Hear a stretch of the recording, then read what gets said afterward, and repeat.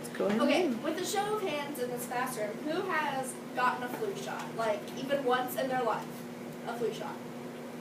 Okay, so, pretty good half of you or so. Well, I think flu shots are very important, and many of you might think that the flu shot is just a suggestion. It is, but science has shown that having a flu shot might be the best / easiest way to help with your health, and the health of others. So, like I said, I agree with getting the flu shot because I get one every single year, and yeah, they're great. Okay, so the influenza shot reduces the risk of hospitalization. So that means you can still get sick, but you will not have as worse symptoms as you could without getting the flu shot. Because the flu vaccine for influenza does not mean that it is also stomach flu. So I just want to clear that up, that influenza and stomach flu are different things. So influenza is the attack on your immune system, while the stomach flu is like vomiting and you just feel yucky all around. So getting the flu vaccine might not always mean people will be perfectly alright. Like I said, they will probably get sick. So CDC is Centers of Disease Control and Prevention. This is a website that a lot of people refer to and has very good information. Said that if you get the flu shot and become sick, it should not be as bad. Like I said, if you don't get the flu shot. I can't. Words are hard. Sorry. So, a website called Clinical Infectious Diseases says, 2017 studies show that the flu vaccination reduced death, intensive care unit admissions, and lengthened, and stay, so did not link. The stay of intensive care units admissions were not as much, and other duration of hospitalization among hospitalized flu patients. So it says that, of course, it was not, the 2017 study showed that there was not as many patients coming in that have had the flu vaccine that were infected. So there are many reasons to get this flu shot. The flu shot causes antibodies that develop in the body, and usually 2 weeks after the shot, the antibodies will protect against the virus. Paul Edward Sachs, a clinical director of the Division of Infectious Diseases, says there are about 200,000 people in the U.S. hospitalized each year. From 1976 to 2000, about 3,000 to 49,000 people died from the flu. So this is not just like the stomach flu, like I said, because it is very different. If you get a severe kind of the influenza, because there are a few different kinds, then there is a chance that you could be hospitalized or even die. An immunologist, sorry for my pronunciation, Mary Rubish, she's best known for her book White Dirt is Good. Getting the flu shot is like taking your immune system to the gym. Your immune system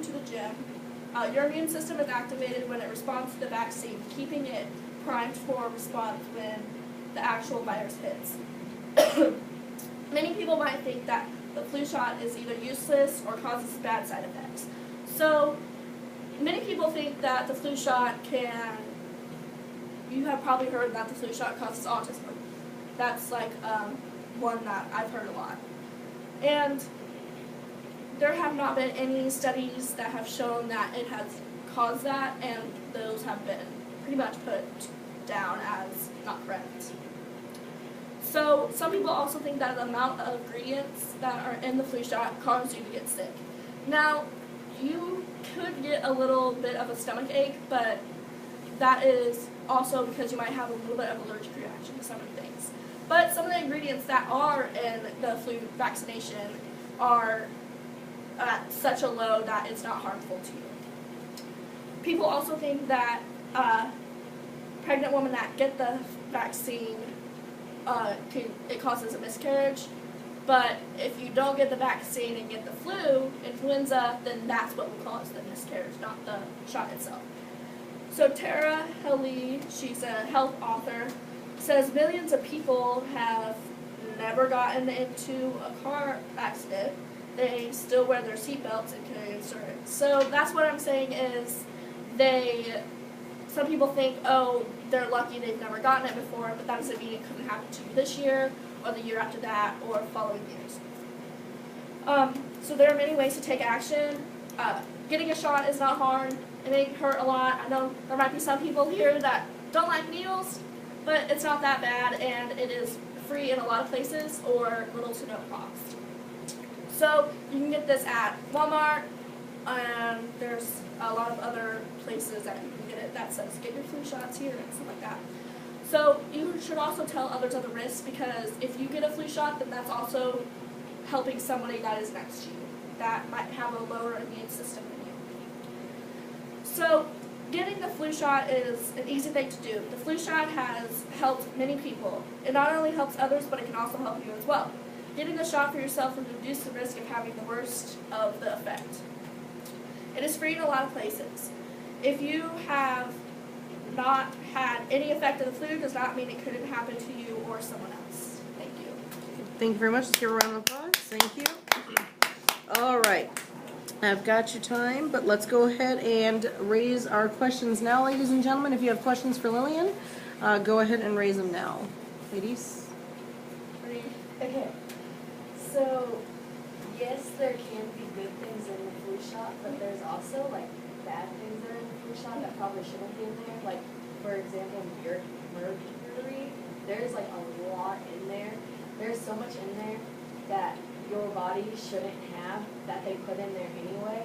What's your thought on that? Okay, there has not been, I did not see anything about those ingredients. I saw ingredients that starts with a TH, thorine, I don't know how it's pronounced, but a lot of the ingredients that are in there are not enough to harm you, actually, and that has been shown in studies.